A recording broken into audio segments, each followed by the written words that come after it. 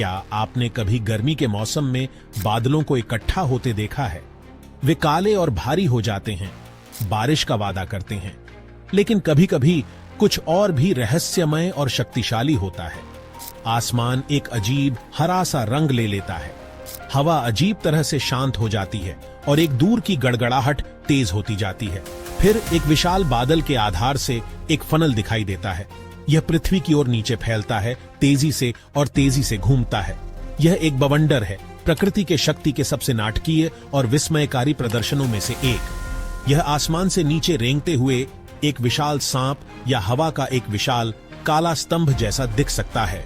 लोग हमेशा इन अविश्वसनीय तूफानों से मोहित रहे हैं, यह सोचकर कि इतनी शक्तिशाली चीज इतनी जल्दी कैसे बन सकती है। एक बवंडर का दृश्य डर और तीव्र जिज्ञासा दोनों पैदा कर सकता है। सदियों से लोगों ने इन हिंसक बवंडरों को समझने की कोशिश की है। ये सिर्फ साधारण तूफान नहीं है, ये विशाल ऊर्जा वाले जटिल मौसम की घटनाएं हैं।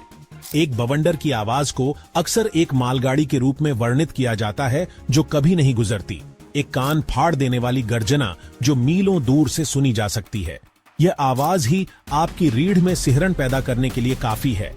यह रहस्य कि कुछ गरज के साथ तूफान इन घूमते हुए दिग्गजों को क्यों पैदा करते हैं जबकि अन्य नहीं करते हैं, मौसम विज्ञानियों के लिए बहुत लंबे समय से अध्ययन का विषय रहा है। यह कच्ची शक्ति और अप्रत्याशित प्रकृति का यह मिश्रण ही बवंडरों को बच्चों से लेकर अनुभवी वैज्ञानिकों तक सभी के लिए इतना आकर्षक विषय बनाता है। एक बवंडर को इतना खास क्या बनाता है? यह इसकी अविश्वसनीय रूप से केंद्रित और घूमती हुई हवा है। एक तूफान के विपरीत जो विशाल होता है और सैकड़ों मील तक फैल सकता है, एक बवंडर बहुत छोटा होता है लेकिन इसकी हवाएं कहीं अधिक तीव्र हो सकती हैं। कल्पना कीजिए कि हवा एक तंग घेरे में घूम रही है, गति पकड़ रही है, जब तक कि यह एक विनाशकारी शक्ति नहीं बन जाती जो कारों को उठा सकती है और इमारतों को फाड़ सकती है। हवा का यह घूमता हुआ स्तंभ आसमान में गरज के साथ जमीन से जुड़ता है। यह एक शक्तिशाली वैक्यूम क्लीनर की तरह काम करता है, धूल, मलबा और अपने रास्ते में आने वाली किसी भी चीज को चूसता है।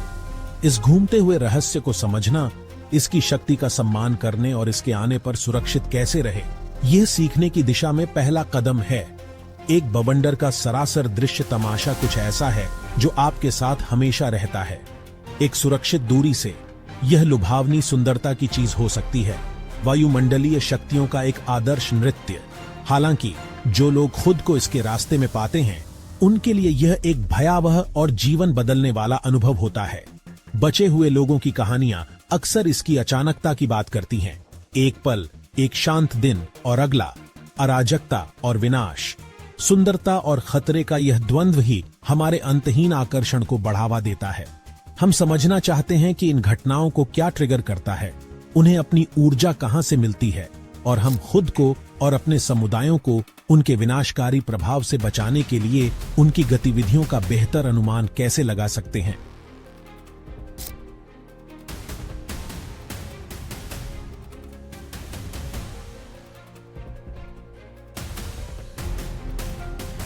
यह समझने के लिए कि बवंडर कैसे पैदा होता है, हमें एक खास तरह के तूफान, जिसे सुपरसेल कहते हैं, के अंदर देखना होगा।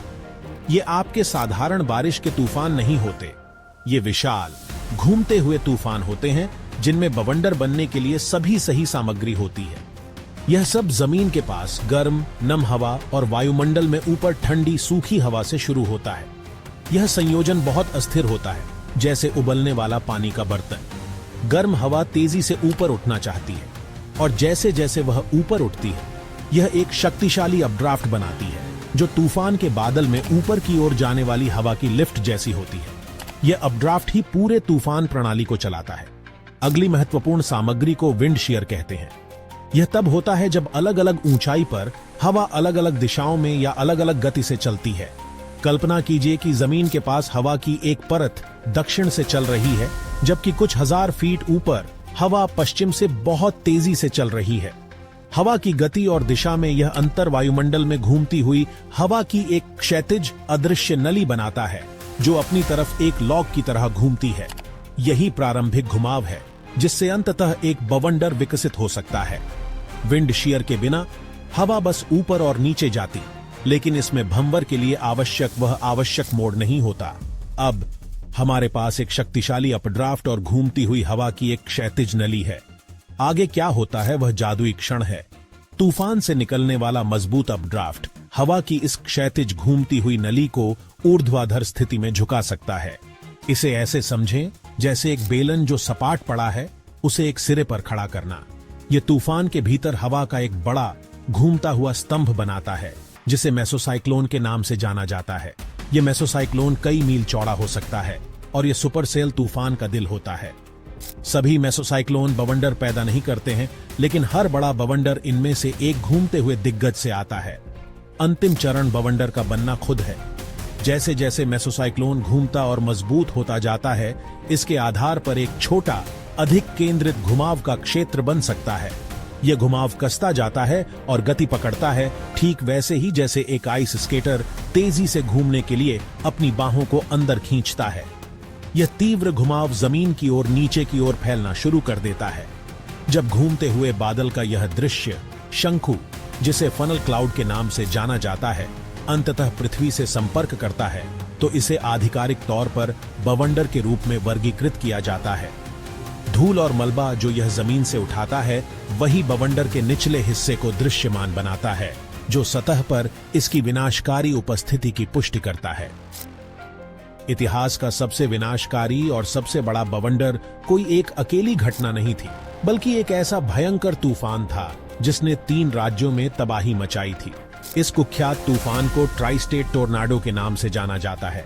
यह 18 मार्च 1925 को हुआ था, एक ऐसा दिन जो किसी भी अन्य दिन की तरह शुरू हुआ था, लेकिन हजारों लोगों के लिए दुखद अंत हुआ। बवंडर सबसे पहले दक्षिण पूर्वी मिसौरी में आया, फिर दक्षिणी इलिनॉइस से होकर गुजरा और अंत में दक्षिण पश्चिमी इंडियाना में शांत हो गया। 3.5 भयानक घंटों तक यह अकेला बवंडर जमीन पर बना रहा, जिसने 219 मील की आश्चर्यजनक दूरी तय की। यह उल्लेखनीय दीर्घायु और दूरी इसे मौसम विज्ञान की दुनिया में एक सच्चा अपवाद बनाती है। ट्राई स्टेट टोर्नाडो का विशाल पैमाना पहले या बाद में देखे गए किसी भी तूफान से अलग था। इसे फुजिता पैमाने पर F5 टोर्नाडो के रूप में वर्गीकृत किया गया था, जो उच्चतम संभव रेटिंग है, जिसकी अनुमानित हवा की गति 300 मील प्रति घंटे से अधिक थी। इसके विनाश का मार्ग कभी कभी 1 मील से अधिक चौड़ा था। चूंकि यह लगभग 62 मील प्रति घंटे की औसत आगे की गति से चला, इसने लोगों को प्रतिक्रिया करने या आश्रय लेने के लिए बहुत कम समय दिया।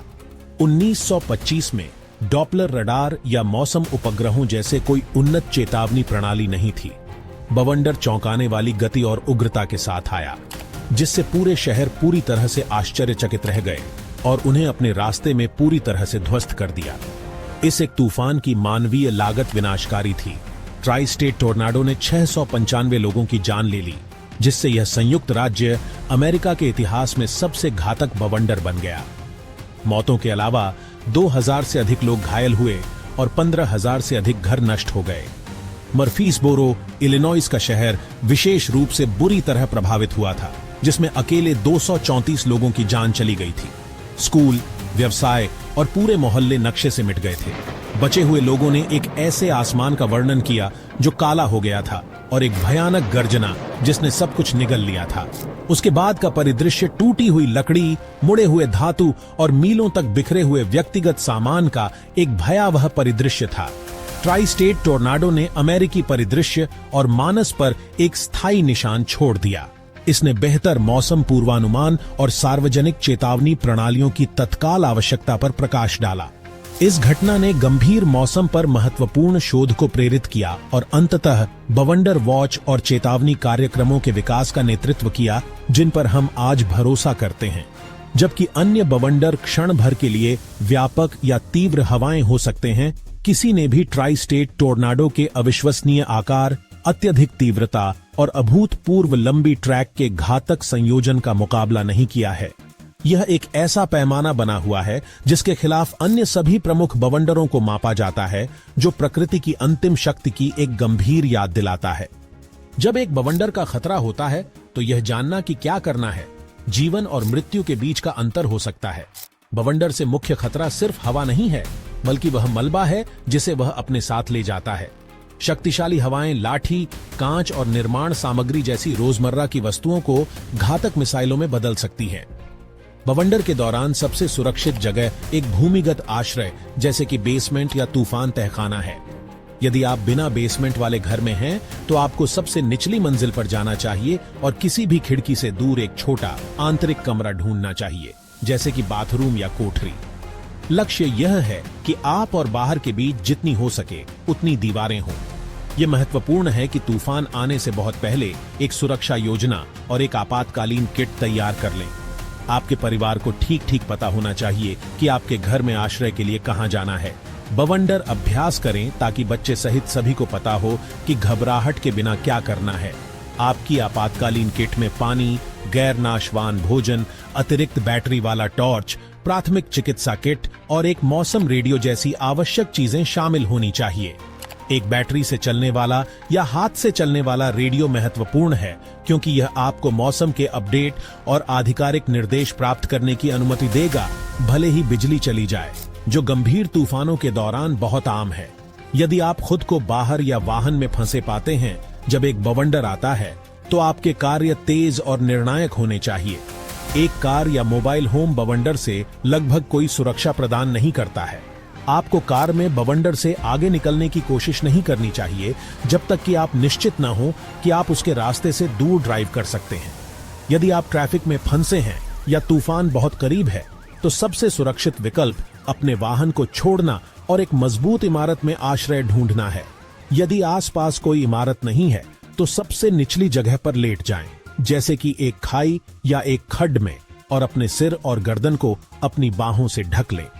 इससे उड़ने वाले मलबे के संपर्क में आने का खतरा कम हो जाता है।